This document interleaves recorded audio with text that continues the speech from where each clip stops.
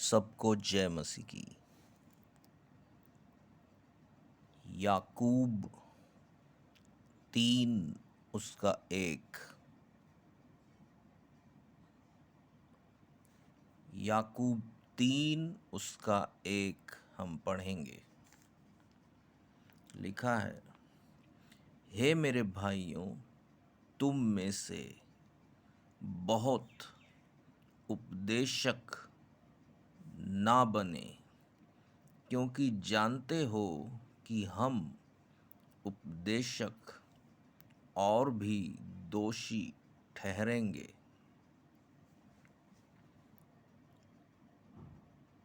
जब मैं देखता हूँ सुबह सुबह, बल्कि भोर ही को,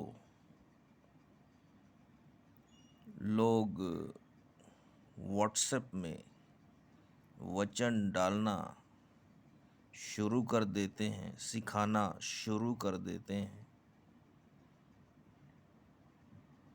और दूसरे तरीकों से भी मैसेज के जरिए,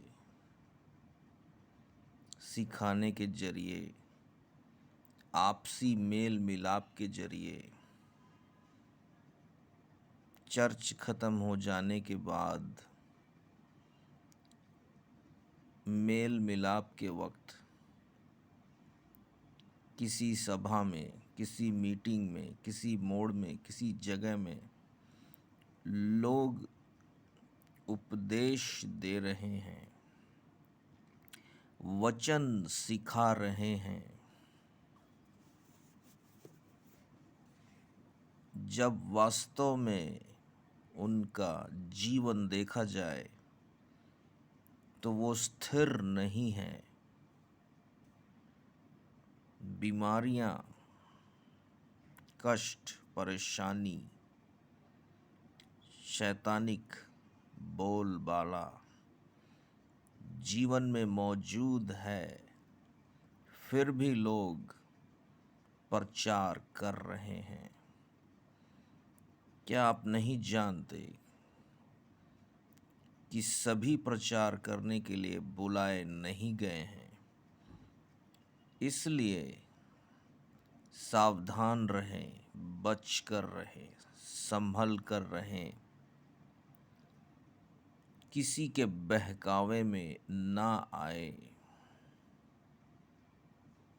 क्योंकि हर कोई प्रचार नहीं कर सकता, हर कोई प्रचार के लिए नहीं बुलाया गया।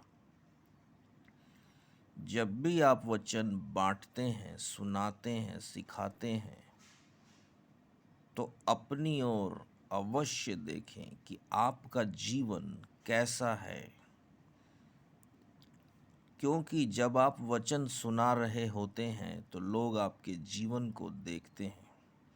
जब आपका ही जीवन ठीक ठाक नहीं है तो आप दूसरे को वचन कैसे समझा सकते हैं, कैसे बता सकते हैं? दूसरे पद में लिखा हुआ है, इसलिए कि हम बहुत बार चूक जाते हैं। जो कोई वचन में नहीं चूकता वही तो सिद्ध मनुष्य है और सारी देह पर भी लगाम लगा सकता है। जी हाँ, प्रचारक ना बने, क्योंकि जिस क्षण आप प्रचार करने लगते हैं उसी क्षण शैतान की नज़रों में आ जाते हैं। और चूंकि आपका मसीह जीवन मजबूत नहीं रहता, इसलिए आप पर अटैक की संभावना काफ़ी हद तक बढ़ जाती है और आप समझ ही नहीं पाते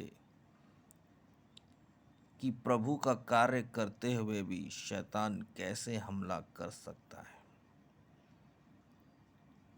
आप प्रभु के कार्य पे मन ना लगाएं, अपने जीवन को देखें कि आप किस कदर प्रभु यीशु मसीह के साथ चल रहे हैं।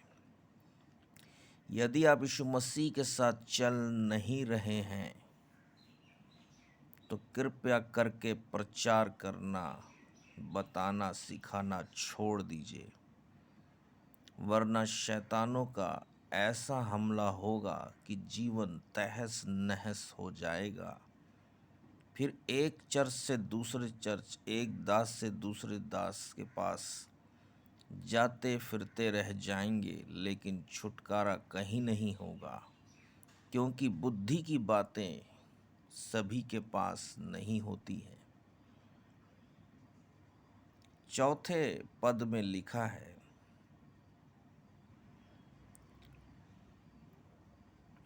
तीसरे पद को भी हम पढ़ लेंगे। जब हम अपने वश में करने के लिए घोड़ों के मुंह में लगाम लगाते हैं, तो हम उनकी सारी देह को भी घुमा सकते हैं। जो व्यक्ति संयमी नहीं है, जिसका जीवन समर्पित नहीं है, कृपया करके प्रचार ना करें। शैतान खड़ा है आपके लिए,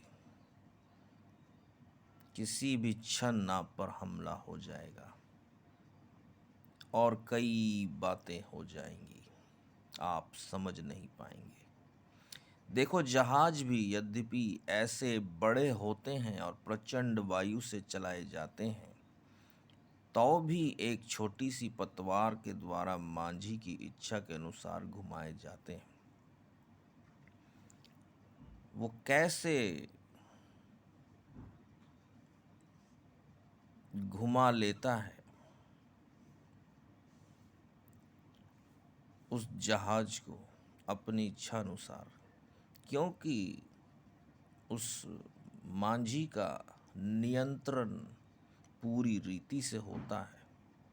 यदि हमारे देह पे हमारा ही लगाम नहीं है और दूसरों के लिए हम भलाई की बातें कर रहे हैं, प्रचार कर रहे हैं, खुद का जीवन नहीं देख रहे हैं, तो हम खुद को ही धोखा दे रहे हैं। वैसे ही जीभ भी एक छोटा सा अंग है और वह बड़ी बड़ी डींगे मारती है। देखो, थोड़ी सी आग से कितने बड़े वन में आग लग जाती है। जीभ भी एक आग है। जीभ हमारे अंगों में अधर्म का एक लोक है और सारी देह पर कलंक लगाती है और जीवन गति में आग लगा देती है और नरक कुंड की आग से जलती रहती है। जी हाँ बहनों भाइयों, जीभ को वश में करना नामुमकिन है और इस जीभ को कोई वश में नहीं कर पाया है।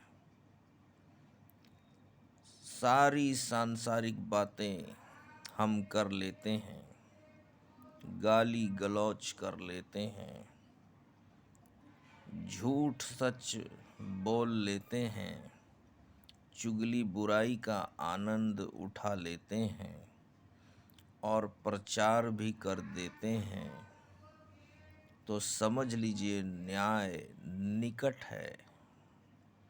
आपका न्याय अवश्य होगा, सख्त होगा, कठोर होगा। इसलिए सावधान रहें, बच के रहें। आजकल सभी पुलपिट चाहते हैं, कोई अपना जीवन समर्पित नहीं करना चाहता है। इसलिए सावधान, बच के रहें, संभल कर रहें। अपने जीवन को देखें कि क्या वो यीशु मसीह के वचन के अनुसार है या नहीं। यदि नहीं है तो अपने जीवन को सुधारिए, ताकि एक दिन उस स्वर्ग के वारिस हो जाएं। और मुझे विश्वास है सुनने वालों पर प्रभु की अपार कृपा होती चली जा रही है। प्रभु यीशु मसीह अपने वचन के पढ़े और सुने जाने पर आशीष दे। सभी को जय मसीह की।